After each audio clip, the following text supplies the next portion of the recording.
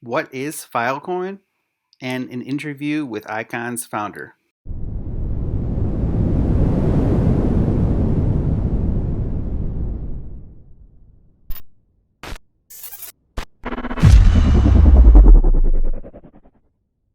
What's going on, guys? Randy here with another daily crypto video. In today's video, I'm going to go over Filecoin. What is Filecoin? And a little interview with Icon's founder. But first, let's get into Filecoin and what it is. Filecoin's it came out, launched its mainnet in October of 2020, and it's really been on a tear. I mean, it's in the top 100 as of right now, and it burst onto the scene pretty quickly. So, what is Filecoin? And at the end, it'll show you how to buy Filecoin. I'm not an investor of Filecoin, but it's definitely something I'd be interested in. But yeah, so in brief, Filecoin is a decentralized protocol that enables anyone to rent out spare storage space on their computer. Like it says here, kind of like Airbnb. You have a spare room, you have a spare apartment, and you rent it out to make some money. Well, Filecoin does that. Yeah, by allowing anyone in the world to join the network, it can create a huge source of data storage. As more and more systems become computerized, it will be needed to satisfy the increase in demand. So you're renting out, people are renting out storage on their computer. Now it sounds kind of weird. And you might be thinking, well, how could you do that? Isn't that really risky? Well, yes, and we'll get into that, but they've come up with a solution to make it not risky. So, what are the advantages of using Filecoin? Well, they promise a number of advantages over centralized data storage solutions such as cost, scalability, economy, and safety. So it says for safety, while Dropbox and iCloud have been hacked, and a decentralized network means there is no single point of attack, making it harder to compromise.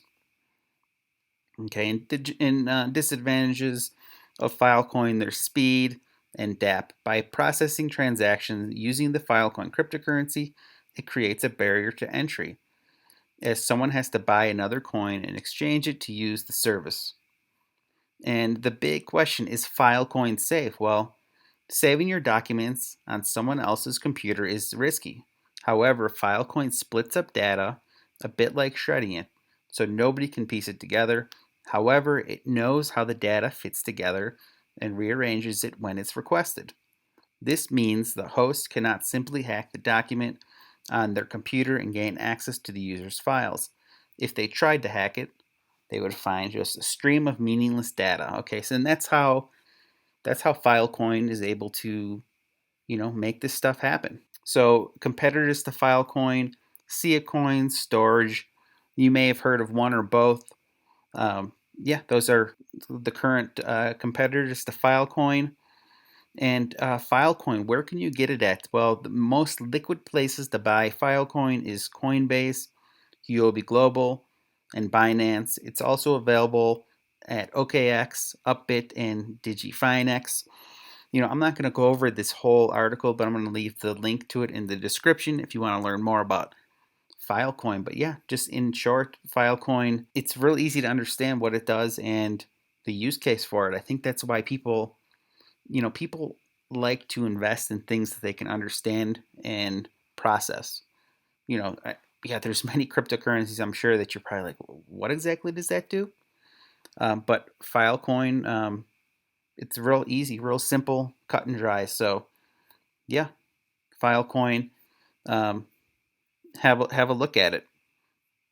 Okay, so Icon, another coin that has been, it's been in the top 100 since its inception in 2017. It may have briefly dropped out of the top 100 a couple times, but Icon's been around for a long time. It's hit highs of over $12 during the peak of the 2017 bull run, dropped down to as low as 19 cents, I believe, during the bear market, and now it is up, hovering close to about $2 or so. Okay, but here's Marcus June. He's the founder of Icon, Hyperconnect, public representative shares, and he shares latest insights from South Korea crypto and blockchain sector. Okay, again, I'll leave a link in the description to this a long interview, but I wanted to touch on a few points. Okay, Marcus June, he says that he has never been more confident in the current industry.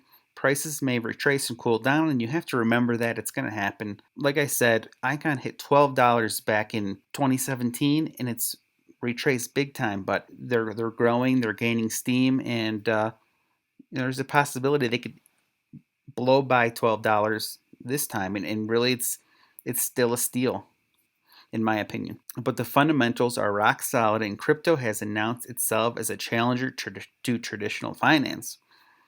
He says in 2017, at the absolute peak of the market, all the prices were at the highest ever. I knew that the euphoria was unsustainable.